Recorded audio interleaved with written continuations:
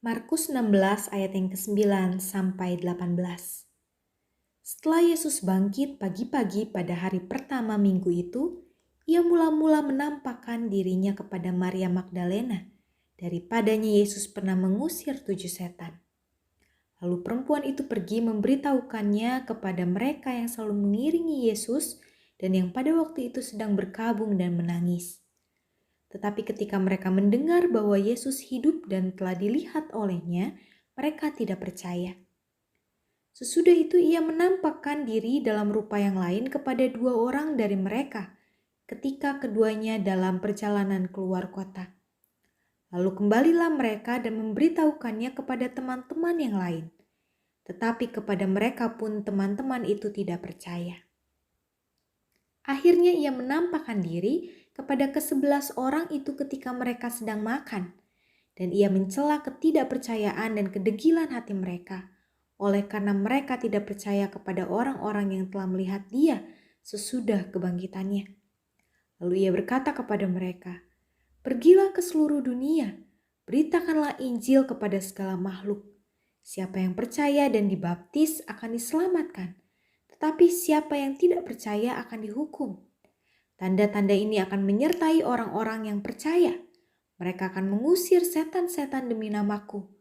Mereka akan berbicara dalam bahasa-bahasa yang baru bagi mereka. Mereka akan memegang ular dan sekalipun mereka minum racun maut, mereka tidak akan mendapat celaka. Mereka akan meletakkan tangannya atas orang sakit dan orang itu akan sembuh." Setelah kebangkitannya, Tuhan Yesus menampakkan diri kepada murid-muridnya.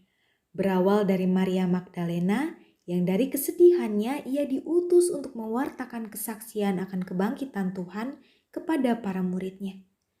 Kemudian kepada 2 orang muridnya yang pergi ke Emmaus dan bercakap-cakap dengan Tuhan dalam perjalanan itu.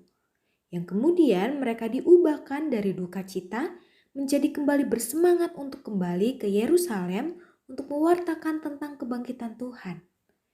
Juga perjumpaan Tuhan dengan 11 muridnya ketika mereka sedang bersembunyi dengan pintu-pintu terkunci, di mana mereka yang ketakutan dinyatakan damai oleh Tuhan dan dihembusi Roh Kudus untuk diutus mewartakan Injil. Jika kita amati secara seksama, penampakan Tuhan yang bangkit selalu membawa perubahan dalam diri orang-orang yang dijumpainya. Dari yang bersedih menjadi bersukacita, dari yang berduka menjadi bersemangat, dari yang tak berdaya dan ketakutan menjadi kuat dan berani.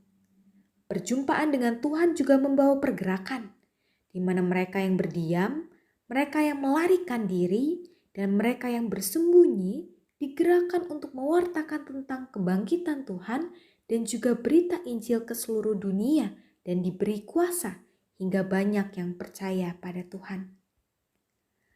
Peristiwa kebangkitan Tuhan Yesus membawa pengharapan bagi setiap orang yang mengikutnya, di mana orang-orang yang setia kepada Tuhan akan diubahkan dari kehidupan yang terkait dengan dunia menjadi kehidupan yang berpusat pada Tuhan.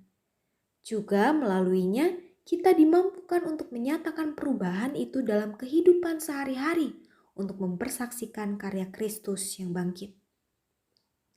Seperti para murid yang merasakan campur tangan Tuhan dalam karya hidup dan pelayanan mereka, begitu jugalah kita kiranya dapat merasakan karya Tuhan yang menuntun hidup kita untuk menjadi para pewarta Injil dalam tiap laku hidup kita bagi sesama. Kehidupan kita memang seringkali dipenuhi dengan tantangan dan pencobaan. Tapi kiranya kita dapat merasakan kekuatan yang dari Tuhan yang meneguhkan iman kita, sehingga kita mampu menyatakan perubahan dalam hidup kita yang lama dan terkait dengan dunia menjadi hidup yang dipakai Tuhan menyatakan kehendak dan kasih-Nya bagi sesama.